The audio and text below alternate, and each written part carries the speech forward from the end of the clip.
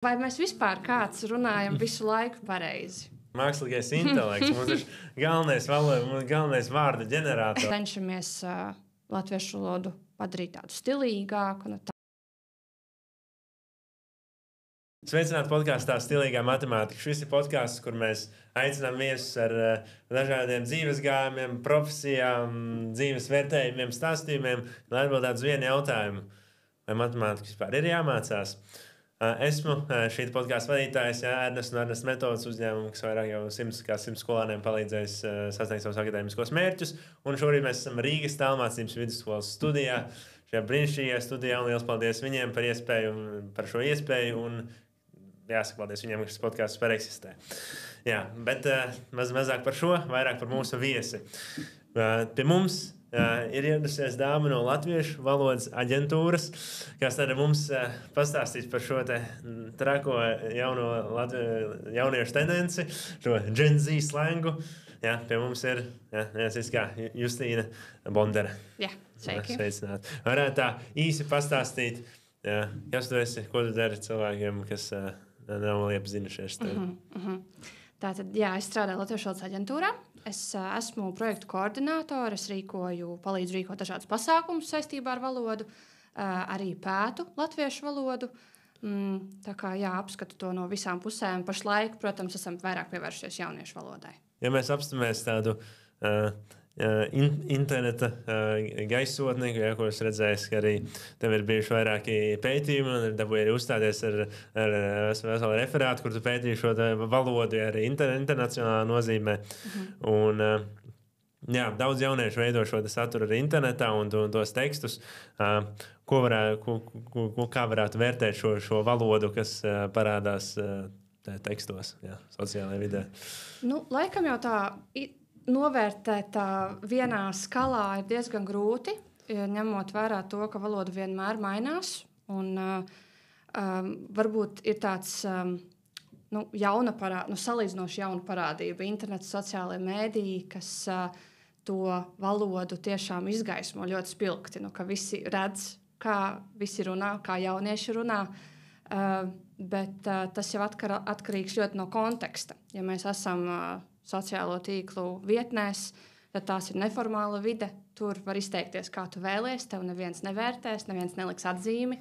Tāpēc ir jāskatās uz dažādām jomām.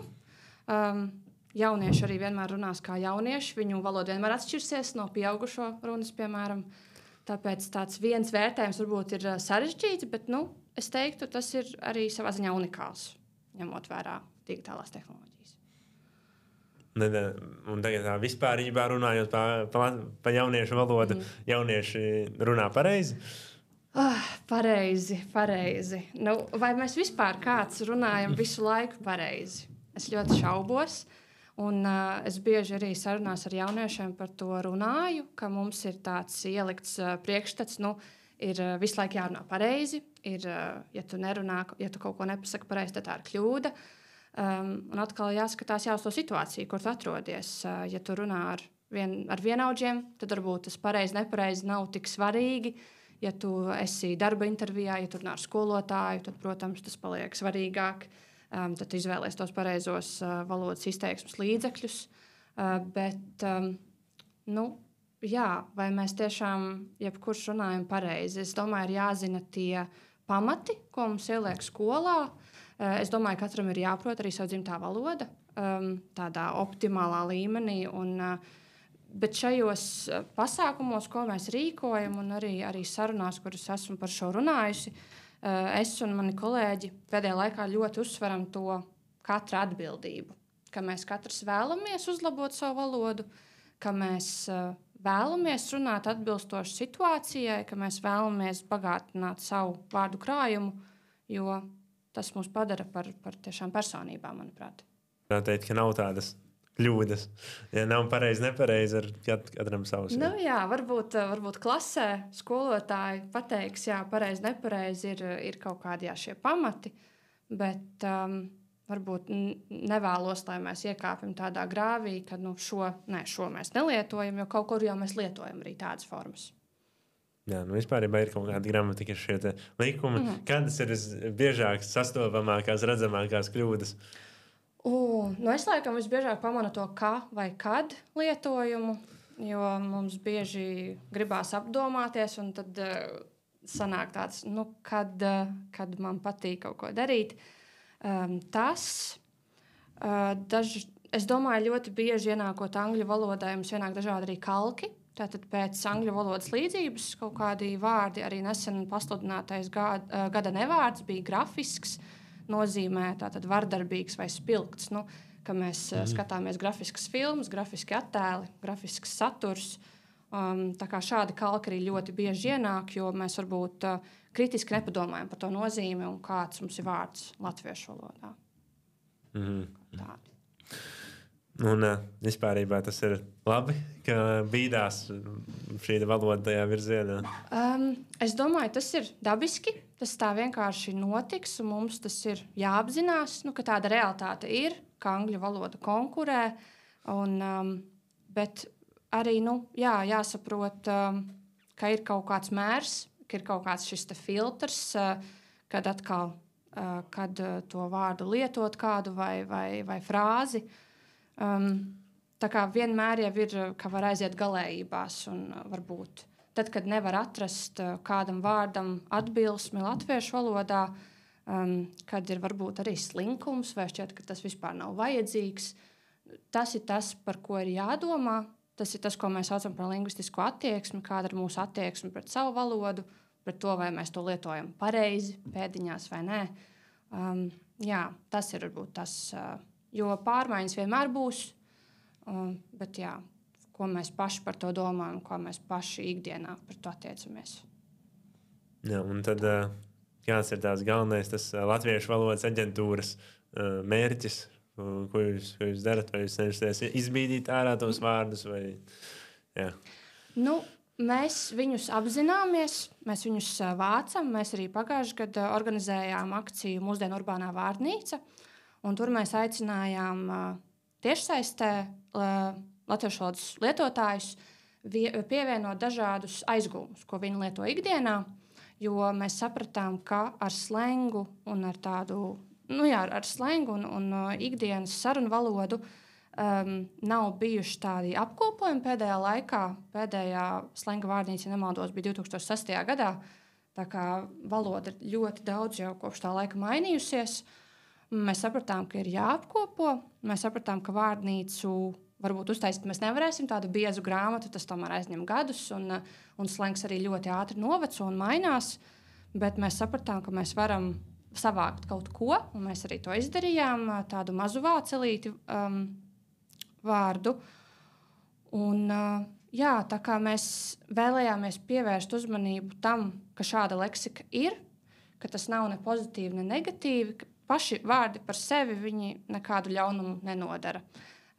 Tas ir drīzāk tas, kā mēs attiecamies pret valodu, kā mēs domājam par citām valodām, vai, piemēram, angļu valoda ir labāka, un tad beigās latviešu valoda sliktāka, vai ir jēga kādu valodu vispār mācīties.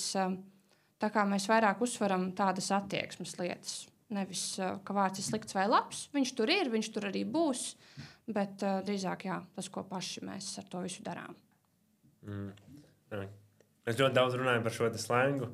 Varētu kaut kā definēt, kas tad ir slengs? Slengs ir kaut kādas noteiktas sociālās grupas tātad, vārdu krājums. Un bieži mēs runājam par jauniešu slengu. Tie ir visi šie anglicismi, kas mums ienāk, jo jaunieši tiešām ir tie valodas iekustinātāji. Viņu arī ietekmē, viņi ir aktīvākie sociālo tīklu lietotāji. Tad ienāk viss mums no TikTok, no Twitter, no Instagram, ļoti, ļoti daudz. Protams, ir arī citi, būvnieku slengs, gan jau viņiem arī ir kaut kādi savi vārdi, ko mēs nezinām. Varbūt kriminālajās aprindās ir citi vārdi. Tā kā katrai šai grupai ir savs tāds vārdu krājums, ko viņi zina, ko viņi lieto, varbūt arī ko mēs nesaprotam, ja mēs neesam tajā grupā vai neesam tā iedziļinājušies. Tāpēc arī varbūt liels tāds sašutums ir īpaši pieaugušo vidū, kad viņi dzird kādu fragmentu, dzird jauniešus, kas runā, piemēram, autobusu pieturā un izmanto dažus anglicismus, un tas pieaugušais nav vispār neko tādu dzirdējis. Un viņi tas satrauc, jo ir tāds, ak, Dievs, ko tas viss nozīmē. Bet tas īsti nav viņam domāts. Varbūt. Viņš nav šī mērķa auditorija tiem vārdiem. Jaunieši to saprot, jauniešiem tas ir dabiski, pieaugušiem atkal ir citi vārdi. Tā kā katrai grupai savs. Jā, ļoti interesanti. Ļoti arī mainās. Jā. Tikko, es jau neesmu baigi vecs. Ja? Un nesen es biju tajās aprindās, kur bija viss populārais, visi vienmēr zināja, visi runāja jaunākajos vārdos. Un tagad, kad es aizgāju uz augstu skolu, un tad atkal klausoties, ko runā skolā, pilnīgi savādāk. Tas ir ļoti, ļoti ātri, tiešām tas mainās. Un ļoti interesanti, mēs arī to pamanījām. Mēs 23. gadā ar kolēģi devāmies jauniešu valodas tūrē. Mēs devāmies pa dažādām skolām Latvijā, runājām par visām šīm lietām, par slengu, par attieksmi. Un mēs arī vācām no katras skolas tur, kādi ir viņu visbiežāk lietotie aizguvumi. Un ļoti interesanti, ka mēs secinājām, ka tas, kas tūres sākumā bija populārs, tas jau tūres noslēgumā bija, šis ir bišķi vecmodīgi, tas jau iet ārā. Tā kā ļoti, ļoti ātri mainās, un man šeit ātrāk nekā jebkādā agrāk. Tas arī ir viena ļoti interesanta iezīme. Kas bija 23. gadā vispopulārākie aizguvumi? 23. bija slēj. Tas bija tas, ka forši, kad tev kaut kas izdodas. Tas bija tāds tiešām foršs. Beigās jau viņi teica, tikai meitenes lieto šādu vārdu, kas nozīmē, ka ir notikusi kaut kāda hierarhijas maiņa. Bija arī šis krinžīgs, jeb tātad muļķīgs vai apkaunojošs. Tas arī mēs nesen bijām skolā, un tur jau tagad 10. 11. klase teica, tas jau arī iziet ārā. Ja tas bija pagājušajā gadā arī tāds top vārds, tad arī iziet. Tā kā ļoti, ļoti mainās. Jā, tās tendences vienkārši tāda kaut kāda aura punkti kaut kāda. Jā. Tā kā pilnīgi savādāk valoda. Bet atkal, ja mēs tajā valodā ieejam iekšā, kas man ir tīpaši sanāk bieži strādāt ar šiem jauniešiem, mācot viņu matemātiku, tiklīdz es kādu vārdu pasaku, viņi uzreiz tā kā viņš iemīguši, viņi dzird to vārdu, tā uzreiz tā saņemās, viņi tā kā manējais. Jā. Tas ir tā, noteikti ir stratēģija arī, ko var pieaugušie izmantot, vai tie, kas bišķi vecāki par tiem skolēniem, kā pievērst uzmanību. Mēs arī runājam ar jauniešiem, kā viņi jūtas, kad pieaugušie lieto tos anglicismus vai kad vecāki lieto. Un jauniešiem tas šķiet arī tā dīvaini, tā smieklīgi, ja vecāks grib pajautāt, kaut ko iepinot viņa valodā. Bet tā arī varbūt viena no stratēģijām, kā vecāks vēlas satuvināties ar jaunieti. Viņš grib parādīt, mēs esam tā kā vienā līmenī. Bet tas nevienmēr sanāk, jo vai vecāks varbūt pārprot kādu nozīmi, vai vienkārši tas šķiet tā neierasti jaunietim. Bet tā kā, kad šie vārdi iziet ārā no tās grupas, tad arī bieži vien viņi noveco vai viņus tā grupa tā kā izstumj, jo redz, ka tagad pieaugušie lieto, tad tas vārds ir aizgājis, tad viss būs. Tas ir ļoti jūtīga šī leksika, jā. Un ja mēs pamēģināsim no to jauniešiem, mēs skatāmies tā vispārīgi, kā mums ir ar to valodu. Kā mums ir? Jaunieši jau ir tikai tāda sabiedrības daļa. Vispār es domāju, ka ir diezgan labi. Es domāju, situācija tiešām nav negatīva, jo mēs lielākā daļa Latvijā, protams, latviešu valodu mēs to lietojam, tā ir visās jomās tiek lietota, ko mēs dažreiz uzskatām par tādu pašsaprotamu, ka mēs drīkstam un varam visur lietot latviešu valodu. Dažreiz, ko mēs arī pētījumos esam konstatējuši, ne tikai arī jauniešu vidū, bet arī pieaugušo vidū, kad, ar tevi runā kāds, kuram dzimtā valoda nav latviešu, vai viņa nav pilnībā apgūta, un varbūt tas pieaugušais dzird otrā kaut kādu akcentu, tad ir tieksme pārslēgties uz citu valodu. Bieži tā ir krievu valoda, ja tu zini, ka šis otrs varbūt viņa dzimtā valoda ir krievu, vai arī, ja kāds ir no ārzemēm atbraucis, kāds ārzemju students, kas angliski runā, tad ir tieksme pārslēgties un tā kā pielāgoties tam otram cilvēkam, kas nevienmēr ir slikti, bet bieži vien šie cilvēki vēlas iemācīties latviešu valodu, un tas pareizais veids, kā to darīt, ir to lietot. Un viņš grib sazināties, un viņš cenšas, bet tas tiek apturēts. Un tad jautājums, ko mēs šogad arī vēlamies virzīt, ir, kāpēc tas notiek tik ātri, kāpēc latvietis tik ļoti ir gatavs atmest savu valodu, lai lietotu šo citu un tā kā pielāgotos. Vai tā ir kaut kāda nedrošība, vai tā ir vēlme izpalīdzēt, bet viņa ir mazliet nevietā šī vēlme. Tāpēc tā ir tāda tendence, kas vēl aizvien ir, un mēs vēlamies saprast, kas ir tas iemesls galvenais.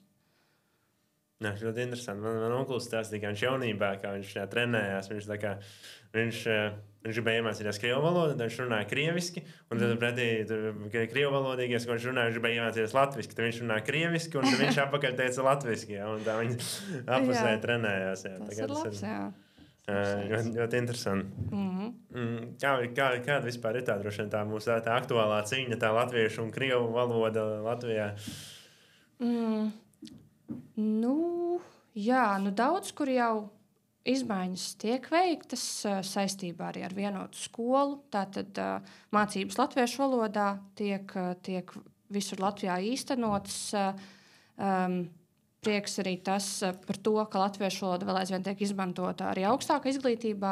Bija pirms dažiem gadiem tāda, šūmēšanās par to, ka mēs varbūt promocijas darbus vai doktora darbus rakstītu arī angļu valodā. Bet tas atkal nozīmē, ka kāda joma tiek aizvietota, kur latviešu valoda pazūd. No vienas puses ir ļoti labi, ka mēs esam internacionāli, ka mēs rakstam darbus un pētījumus angļu valodā, jo tas ļauj viņiem būt izplatītiem visā pasaulē. Bet, ja ir runa par to, ka vai tas ir obligāti vai tā ir opcija, tad latviešu valodai tur ir jāpaliek. Un ir šīs dažādās jomas, kur tātad latviešu valoda ir, un tas priecē. Publiskajā vidē arī ir, protams, bija šīs vēlēšanas parlamenta, kur tātad bija šis strīds par to, vai būtu jābūt diskusijām krievu valodā. Arī tur tomēr uzvarēja latviešu valoda. Ļoti jābūt uzmanīgiem ar šiem jautājumiem, jo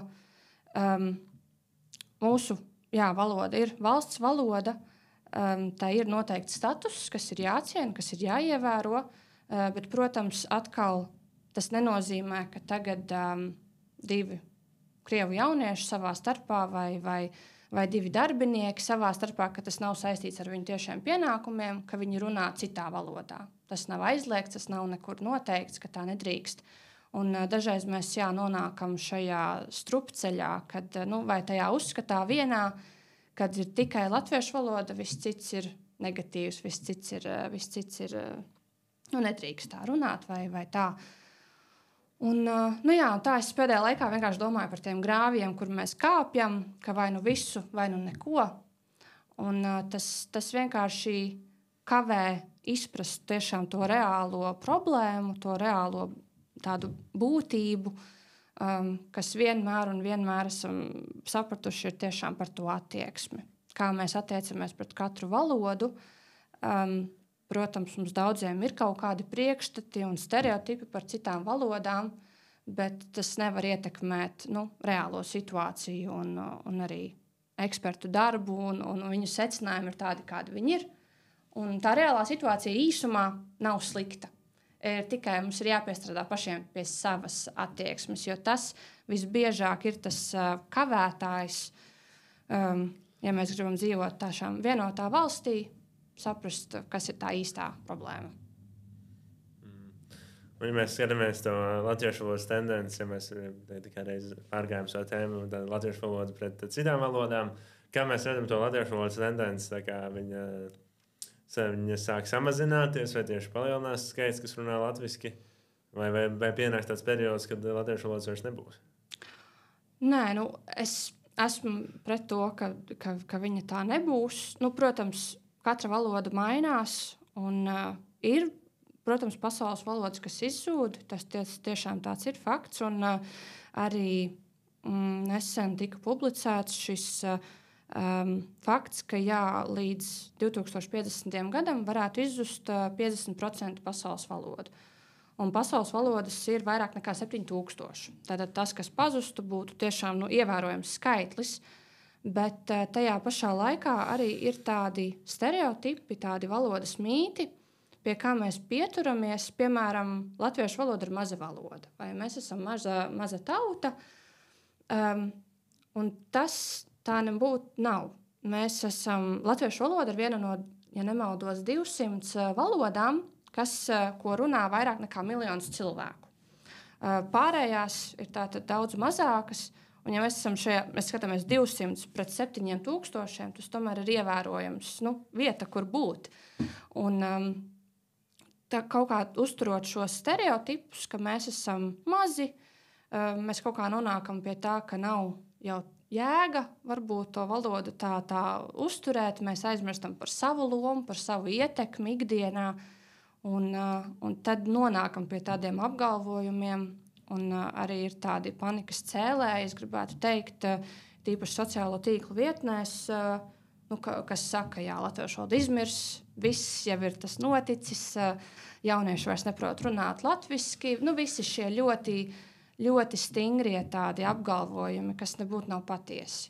Bet tie iesāk šādu virkni ar dažādiem citām domām, netik pozitīvām. Un, tā kā, lai gan tā situācija nav tāda, pētījumi arvien vairāk visu laiku apgalvo, ka mums ir cilvēki, kas runā pietiekams skaits valstī, kas ir arī labi apguvuši. Var runāt, protams, par citām problēmām, par lasīt prasmi, ir virkni tāpat, pie kā ir jāstrādā. Bet, es domāju, vairāk mūs ietekmē šādi apgalvojumi, kas nav balstīti faktos un secinājumos.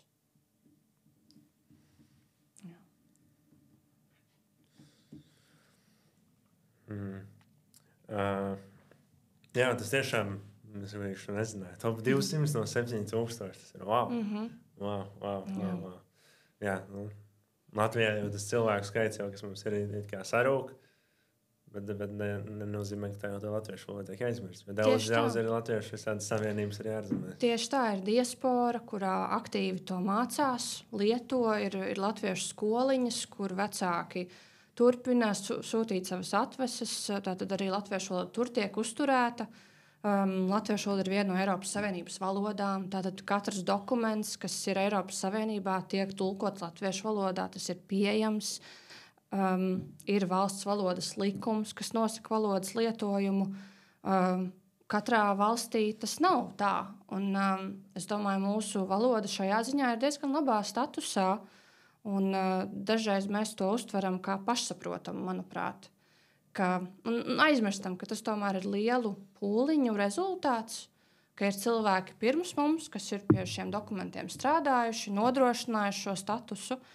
Tāpēc vērts vienkārši tos atgādināt. Domāju, ka tas tiešām tas pirmais solis ir izglītot sabiedrību par šiem faktiem, saprast savas dzimtās valodas priekšrocības kopā ar to daudzvalodības plusiem, mīnusiem, un tad mēs varam iet tālāk, kā risināt katru problēmu, kā varbūt padarīt latviešu valodu pieejamu visās, arī digitālajā vidē, piemēram. Bet, es domāju, jāsāk ar šo kodolu, ar šo sapratni, kāpēc ir jēga vispār savu valodu zināt, lietot, un kā tas ir pretstatā ar citām valodām. Ikdienas dzīvē būtu svarīgi lietot pareizu latviešu valodu? Es domāju, ka jā. Jo tas, protams, ir katras paša atbildība, katra paša vēlme, bet es domāju, ka tam ir ļoti daudz plusu. Ja mēs bagātinām savu vārdu krājumu, mēs varam tiešām izteikties daudz niansētāk, daudz precīzāk. Mēs varam izvairīties no kaut kādiem pārpratumiem, ja mēs lietojam vienu un to pašu, piemēram, anglicismu. Mēs arī runājot par emocijām, ir bijuši pētījumi, ka ja mēs dzimtajā valodā izšķiram dažādus emocijas ļoti sīki, tad mēs arī paši, protams, sevi labāk regulēt un izprast sevī tās emocijas. Tā kā tam, ka mēs kādam vārdam iedodam, mēs iedodam vārdu šai emocijai, tas tiešām arī palīdz mums pašiem sevi saprast savu garīgo veselību, savu prātu, kā mēs strādājam. Tāpēc ir ļoti daudz šo plusu, manuprāt, kas ir svarīgāki nekā varbūt, ja mēs gribam izteikties ātrāk vai mēs noslinkojam. Manuprāt, tas īsti neiztur to kritiku, jo daudzi jaunieši saka, ka anglicismi ir īsāki. Vai man nav laika tur izteikties garākos latviešu valodas vārdos, un man ir bišķiņ neizpratne, jo vai tiešām tas ir tik grūti. Manuprāt, ir mazliet savas piepūles, un tas nemaz nav tik sarežģīti. Ja ir tādi ļoti pragmatiski šie apsvērumi, tad paliek tā vienkārši bēdīgi, jo kāpēc tad vispār runāt pareizi? Vēl man bija viena doma par šo tieši nākot uz šejienes, es iedomājos tādu labu salīdzinājumu, jo es arī ar kolēģi runāju par to, kā šie vārdi pareizie ienāk mums pēc piereduma. Kad tas ir tāds muskulis. Piemēram, arī, ja mēs vēlamies iemācīties spēlēt ģitāru, ko mēs darām? Mēs paņemam ģitāru, mēs saliekam pirkstus, kā vajag, mēs trenējam to muskuli, cenšamies katru reizi atrast to pareizo pozīciju, kā spēlēt, piemēram, kaut kādu akordu. Tas pats ir ar valodu. Mēs varbūt uzzinām, ka ir jāsaka raidieraksts, nevis podcasts. Man arī tas savā valodā ir diezgan apzināti jāatgādina sākumā, ka ir tas. Tagad man tas ir iegājies ļoti dabiski, un tā ir arī ar citiem vārdiem. Mēs šo muskuli trenējam, ja mums tas ir svarīgi un ja mēs to vēlamies. Un, manuprāt, ir svarīgi iesēt šo vēlmi un arī ļaut katram apzināties, ka tas ir svarīgi. Man šeit tas ir svarīgi personīgai izaugsmai. Un, ir vairāki pusi. Kādas būtu tās galvenās problēmas, ko varētu radīt tas, ka mums pieklibo tā valoda? Es domāju, viena lieta ir pārpratumi, jo, ja mēs atgriežamies pie tiem pašiem anglicismiem, ja mēs to lietojam ar kādu, vai pārslēdzamies uz angļu valodu pa brīdim, ar kādu sarunu biedru, kuram ir līdzīgs šis valodas zināšanu līmenis, tad tas ir dabiski. Tā ir vienkārši parādība, kas notiks. Mēs zinām, ka tas otrs cilvēks sapratīs. Mēs pārslēdzamies, mēs izmantojam kādu aizgūmu. Nav nekādu pārpratumu, viss ļoti labi plūst. Ja mums ir saruna ar kādu citu, kuram ir atšķirīgs šis zināšanu līmenis, tad mēs varam nonākt pie pārpratumiem, ja mēs nepielāgojamies tam otram cilvēkam.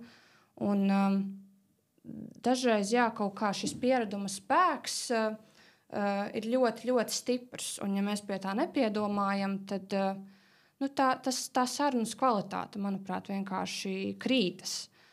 Un tāpēc ir es iepriekš ar to minēju to filtru, ka viņš ir tiešām jātīra un jāuztur, ka tu zini, kādā situācijā tu atrodies, kad kaut kas ir iederīgi vai atbilstoši. Nevis domāt pareizi, nepareizi, bet iederīgi vai neiederīgi. Un kā tas viss mūsu valodas pārmaiņas ietekmē, mūsu kultūras mantojumu? Kā tas ietekmē kultūras mantojumu? Kādā ziņā? Vienmēr, viens no argumentiem ir, kāds tur runā, mums ir latviešu valoda, tas kultūras mantojums un tā tālāk. Kā varētu raksturot tādu situāciju? Es domāju, valodu katrā ziņā mēs nevaram iekapsulēt kaut kādā vienā posmā. Valoda, protams, ir kultūras sastāvdaļa, svarīga identitātes, nacionalitātes daļa, bet mēs nevaram paņemt kaut kādu viņas posmu vai uzskatu par to, kādai viņai būtu jābūt, un ka tagad mēs viņu noliksim plauktiņā, vai arī paši tikai šādi arī runāsim. To mēs varam darīt ar tādiem kultūras mantojumu, kas ir nemainīgs, kas kāda tradīcija, bet valoda ir ļoti dinamiska, ļoti, ļoti tiešām pārmaiņas tajā ir nenovēršamas. Tāpēc, varbūt šeit varētu domāt par nacionālo identitāti. Tur tad, ir svarīga šī valodas loma, ka mums tā ir jāuztur, ka mums ir jāciena viņa, un tieši tas ļoti tieši saistās ar to, vai mēs viņu ikdienā arī pievēršam uzmanību, ka viņa ir laba, ka viņa ir daudzveidīga, šie līdzekļi, ko mēs lietojam, vai mūsu izteiksme ir bagātīga un visiem saprotama. Tā kā laikam tas ir tas, kā mēs ikdienā par to varētu domāt. Nedomāt par to, kā kaut kādu, tiešām tādu vienu nekustīgu mantojuma daļu, bet, ļaut viņai arī mazliet būt tādai fleksiblākai. Jā, parotaļāties arī, jo dažreiz, ir šī doma, ka ir tā viena pareizā latviešu valodas forma, bet latviešu valodā ietilpst viss, kas mums ir nepieciešams. Gan šie dažādi aizguvumi, ko jaunieši lieto, gan citi, gan visi šī mīti un patiesības, gan vecie darinājumi, gan jaunie. Ļoti, ļoti ietilpīga. Un ko mēs katrs varētu darīt, lai uzlabotu savu runu valodu? Tas, protams, vienmēr ir tas zelta jautājums.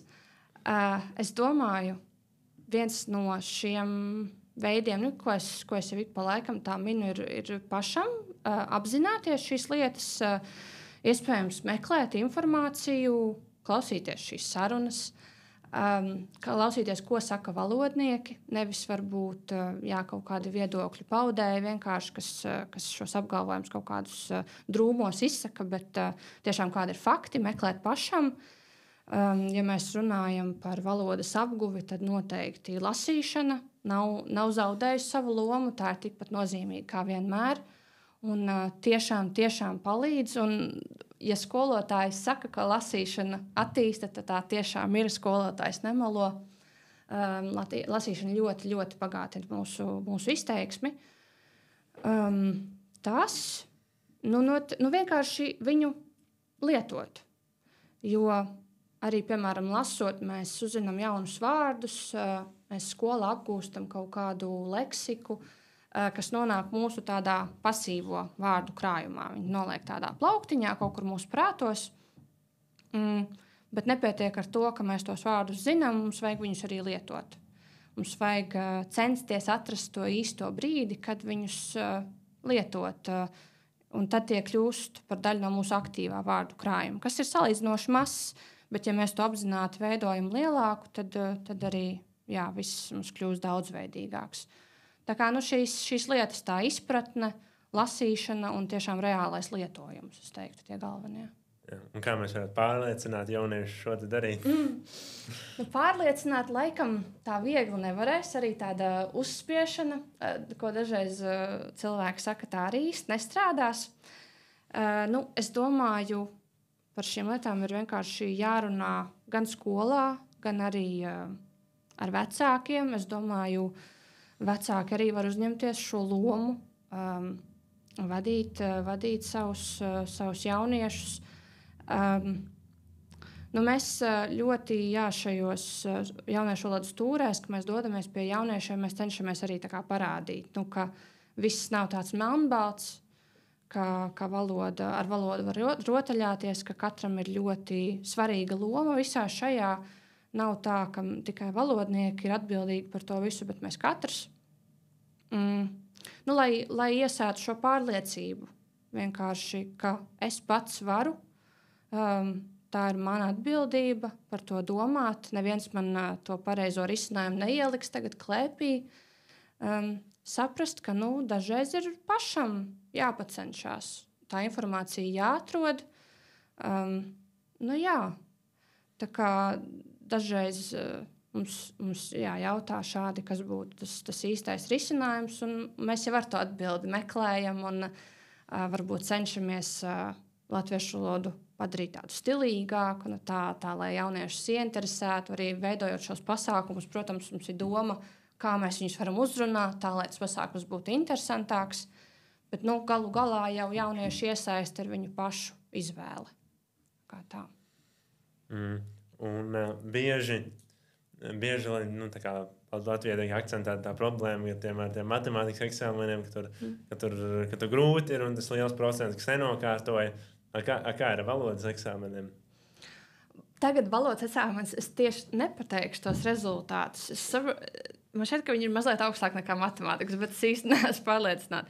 Labi, nevajag precīzi, bet kā plus mīnus, kā izskatās. Manuprāt, kad izskatās jau, es neesmu par šo ļoti, ļoti zinoša, man jāatzīst.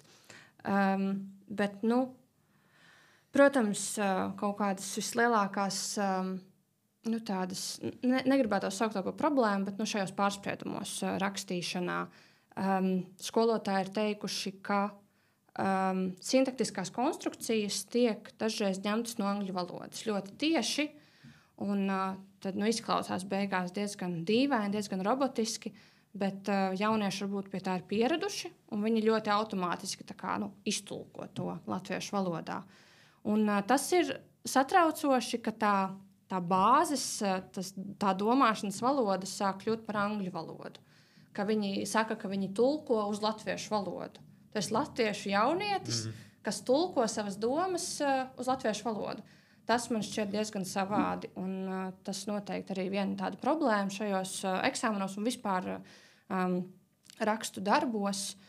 Tā kā, tas ir tas galvenais varbūt par eksāmeniem. Ir bijusi iespēja iemest tāds, kā izskatās mūsdienu eksāmenu latviešu valodā? Kādu laiku neesmu skatījusies. Vispār man būtu interesi paskatīties. Bet, tas vienkārši tas, ko skolotāji parasti, ja mēs arī dodos kādiem semināriem runāt par šo jauniešu valodu ar skolotājiem, tad tas, ko viņi parasti akcentē. Bet tā jau ar citās jomās problēma nav. Problēma ir tiešām drīzāk tajā, kā mēs tulkojam no vienas valodas uz otru, vai kā mēs izsakām savu domu. Tas ir tas, jo tas ir tas, kas mums arī iet līdzi ārpus eksāmeniem. Tas arī, ja mēs mākam izteikt savu domu, arī citur, tas ir pats svarīgākais. Atzīmēt tur pareizo variantu vai iemācīties kādu gramatisko formu pareizo, to jau māk lielākoties. Bet tā domas izteikšana ir, manuprāt, tas svarīgākais. Es dzirdēju, ka vairāk skolotāji sūdzās, ka valodas eksāmenis ir diezgan baigi ar sanāca tāds neobjektīvs, ka grūti kaut ko novērtēt. Jo latviešu valoda teica mainās, un tad ir vairāki varianti, kāds var būt. Kā novērtēt valodu? Tas tiešām ir ļoti subjektīvs, protams, subjektīva lieta, valoda. Bet es domāju, ka šie eksāmenu vērtētāji tomēr viņi veido ļoti šīs tabulas vērtējumu, kas ņem vērā dažādus šos kritērijus.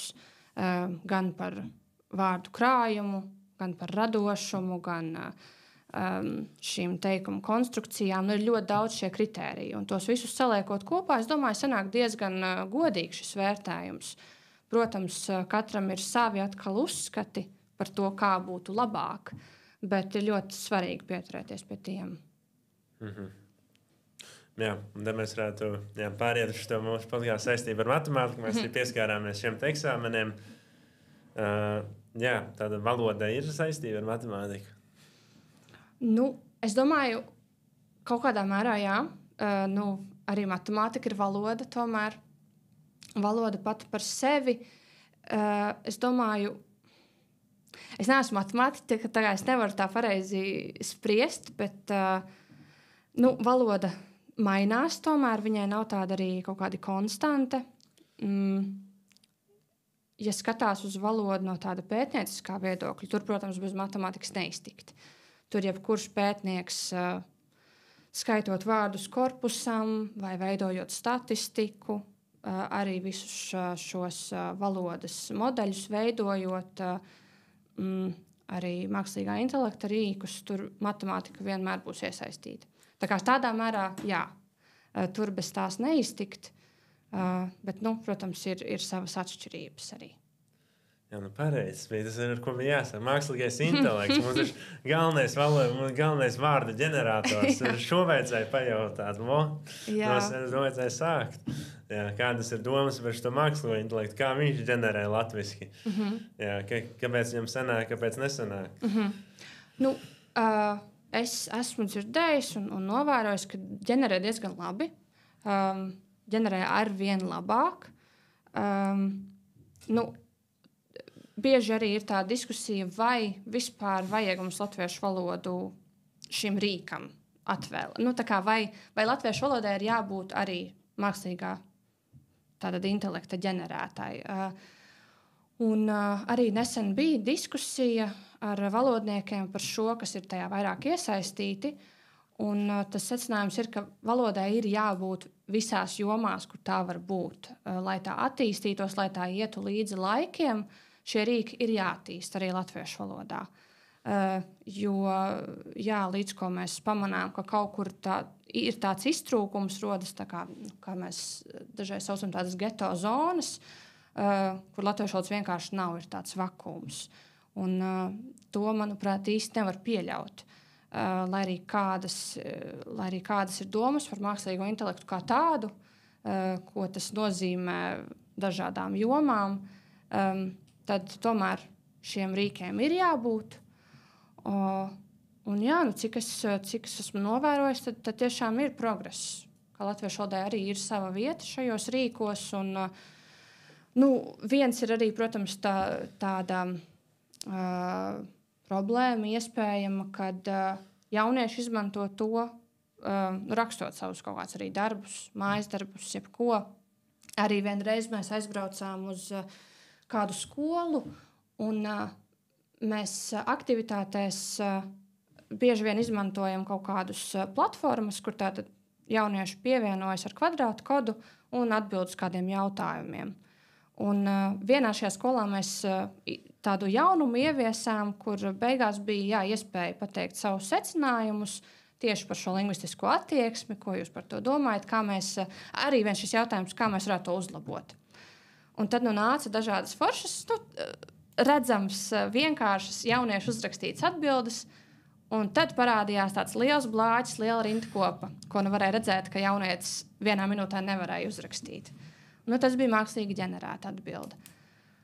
Tad tā rīku pieejamība, manuprāt, arī ir tāda, vai tam būtu jābūt pieejamam visur un visu laiku, tas arī ir tāds jautājums, jo tad mēs netikām pie tā jauniešu īstajām domām, viņam šķita vieglāk, ielikšu to, pajautāšu ChatGPT, ko viņš domā par to.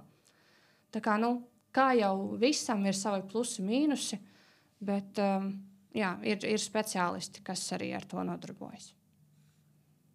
Man ļoti interesanti likās vārds kvadrātu kode. Tāds ir tā kā pareizais nosaukums, kā latviski pateikt. Jā, tas ir terminoloģijas komisijas apstiprināts. Ja ir interese, tad var ieskatīties termini.go.lv.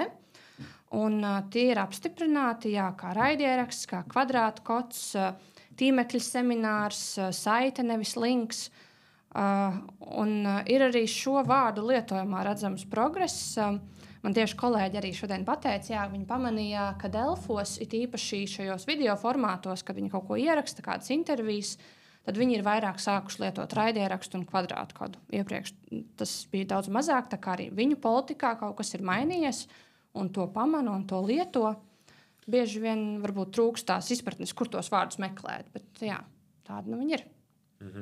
Un atgriežoties vairāk pie matemātikas, tev ir maģistrs filoloģijā, un kāds ir bijis tavs piedzīvojums ar matemātiku, vai tā bija tava stiprā vai vājā puse? Man vispār ļoti patika matemātika, īpaši vidusskolā, varbūt, es teiktu, ka patika. Ļoti, protams, bakalaurā un maģistra darbos noderēja, un man prieks, ka es tomēr izprotu savā ziņā, kā to nozīmi, kā to izmantot, un tas ar matemātikas palīdzību ļoti labi varu vizualizēt savus datus, prezentēt tos cilvēkiem, lai viņi tos viegli var uztvert. Nevis, ka es tagad stāstu stundu par to, ko es visu atklājusi, parādu grafiku, viss ir skaidrs. Tā kā matemātika manā pieredzē ļoti, ļoti bijusi noderīga. Turpinu visu laiku arī to turpināt mācīties. Arī šīs dažādās programmēšanas valodas pēdējā laikā man ir kļuvušas aktuālas un saprast kaut kādas šīs analīzes. Tā kā arī tas turpmāk jūtu, ka būs noderīgi. Programmēšanas valodas. Tur arī var kaut ko interesantu saskatīt. Es sapratu, ka man vajadzīgs ir šis Pythons un R šī valoda. Tā kā tās ir ļoti nepieciešams, jo es arī lasu pētījumus, domāju par doktorantūru, un tur ir šīs R lietotas diezgan bieži, un tad es sapratu, laikam man arī beidzot jāsāk izprast tas. Tā kā, ļoti noderīgi. Vispārībā vajag matemātiku jauniešiem mācīties? Pilnīgi noteikti. Manuprāt, tas ļoti palīdz arī ikdienā. Es nevaru iedomāties, ka tas nebūtu vajadzīgs. Un, man ir dažreiz bijušas kaut kādas grūtības arī tad, kad mācījos vidusskolā par kaut kādām tādām sarežģītākām lietām. Tāda augstākā matemātika, kas man tajā brīdī nešķita vajadzīga, vai kur to varētu izmantot. Bet es arī domāju, ka tie matemātiķi, kam tas ir interesanti, kam tas sanāk, tāpat jau tā augstākā matemātika arī nodara, un varbūt, ja manam prātam pat tas nav aptverams, tad tas ir vajadzīgs. Tā kā es nevaru iedomāties savu ikdienu bez matemātikas. Tāpat kā ar valodu, tie pamati jau ir vajadzīgi. Mēs varētu pārliecināt šos bērnus, tīpaši tie, kad domā iet humanitārās zinātnēs, viņi saka, ka nevajag. Kā varētu pārliecināt? Tas ir tas, ko mēs mēģinām šeit izdarīt. Kā mēs varētu pārliecināt jauniešus? Jā, tas ir ļoti labs jautājums. Atkal pārliecināt būs tā grūti. Es domāju, ļoti svarīgi, ka ir šīs sarunas, ir šie pasākumi. Skolās arī, kad nāk dažādi jomu pārstāvji, stāsta jauniešiem par savu pieredzi, jo dažreiz tas var likties tā tiešām abstrakti, tā attālināti, kāda jēga vai ko tad es tur tādu darīšu. Arī es domāju, tas saistībā ar matemātiku, bet arī ar valodu, ka mēs dodamies un runājam, ko mēs ikdienā darām. Jo var likties vārds valodnieks ļoti abstrakts, pētnieks vispār jau pētīt var jebko. Bet, kad mēs aizējam, mēs runājam, ko mēs darām, kādus līdzekļus mēs veidojam, kāda izskatās mūsu ikdiena. Tas ļoti palīdz un var kādu ieinteresēt. Tā kā šai informācijai, manuprāt, galvenokārt ir jābūt pieejamai. Tad, kad jau sasniedz jaunieti, tad jau cerams, ka viņam kaut kas no tā paliks prātā un viņš varēs izdarīt savu izvēli. Jā, piemēram, mēs sasniedzam jaunieti, mēs viņam pārliecinājām, viņš tādu grib. Es saprotu, ka matemātika ir svarīga un viņam vajag. Un kā šiem humanitāriem bērniem, kuri nav matemātika tā priekšrocība, tomēr nokārto to eksāmenu? Tiem, kuriem tāpat tas neaizrauj? Jā. Tur ir vienkārši jāiemācās. Protams, tāpat jau kā katru priekšmetu, varbūt nebūs tā, kā teikt, kaut kāds visdaļrunīgākais vai tāds pārspriedums, kur viss teiks, wow! Bet vienmēr jau optimālā līmenī mēs katrs to varam izdarīt, ja mēs to vēlamies, ja mēs to nostādām kā mērķi. Kā jebkuru citu priekšmetu, manuprāt, dažreiz kaut kā šķiet, ka ir kaut kādi eksaktie priekšmeti, kur ir vienkārši pareizi, nepareizi. Tu izrēķini, darīts. Latviešu valodā varbūt ir mazliet plašāk jādomā, bet tāpat mēs pieturamies pie kritērijiem, pie noteikumiem, kas vienkārši jāiemācās. Un nobeigumā, ko varētu sagaidīt no Latviešu valodas aģentūras nākotnē? Jā, nākotnē arvien vairāk runāsim par šo lingvistisko attieksmi. Sapratām, ka arvien vairāk par to jārunā tiešām ar visu sabiedrību. Ar jauniešiem tas ir iesākts un diezgan veiksmīgi. Bet, jā, ko es jau vienu brīdi minēju par šo tādu nedrošību, pieaugušo vidū, arī visas sabiedrības vidū, kad šīs dažādas valodas dominē un kas notiek mūsu iekšā, kāpēc mēs pārslēdzamies vai kā mēs vērtējam katru no valodām. Un, tas ir tas, par ko ikdienā mēs nepadomājam, bet kas ļoti, ļoti ietekmē visu mūsu realitāti, kā mēs izturamies pret cilvēkiem, kādas ziņas mēs lasām, kādus svētkus mēs svinam. Tas viss ļoti cieši saistīts. Tāpēc šie pētījumi, manuprāt, būs mūsu prioritāte. Arī veidot dažādus metodiskos materiālus skolotājiem par visu to, par ko mēs runājam ar jauniešiem, jo mēs arī secinājām, ka skolotāji vēlas par to visu runāt ar jauniešiem, par slengu, par viņiem interesējošo visu valodu, bet ka viņiem trūkst to resursu. Ka viņi nezina, kur tagad atrast, es neesmu visā tajā iekšā. Tā kā radīt arī viņiem šos materiālus, lai viņi var strādāt tālāk. Tā kā šīs būtu tādas galvenās lietas, kas pašlaik būs mūsu prioritāšu augšā. Kas būtu tāds viens novēlējums visiem Latvijas skolēniem, lai viņi varētu sasniegt savus mērķus un dzīvot labāku dzīvi? Es domāju, nebaidīties atšķirties, nebaidīties, ka tev rūp. Dažreiz mēs tiecamies sekot baram, it īpaši jauniešu vidū. Es to pilnībā saprotu, ka ir drošāk būt barā, drošāk būt kopā ar citiem cilvēkiem, pat ja viņi domā savādāk nekā tu, ka ir šī nedrošība vai šīs šaubas, ja es tagad būšu tā kā izlacējis. Bet es novēlu tiešām gan valodas ziņā, gan arī citu interešu ziņā, ja tev kaut kas rūp, ja tev kaut kas interesē, tad dodies un tiecies pretī tam un audzēt mugurkaulu. Tas, kas tev interesē, tomēr tā ir tava dzīve, tas būs tas, kas nāks tev līdzi, un draugi mainīsies, un viss mainīsies. Un kas varbūt pamatskolā vai vidusskolā šķiet svarīgs, tas viss mainīsies arī. Jā, liels paldies. Pie mums ciemos bija Justīna Mondere. Tiešām ļoti vērtīgi, ļoti interesanti saruna par dažādām šīm valodas lietām.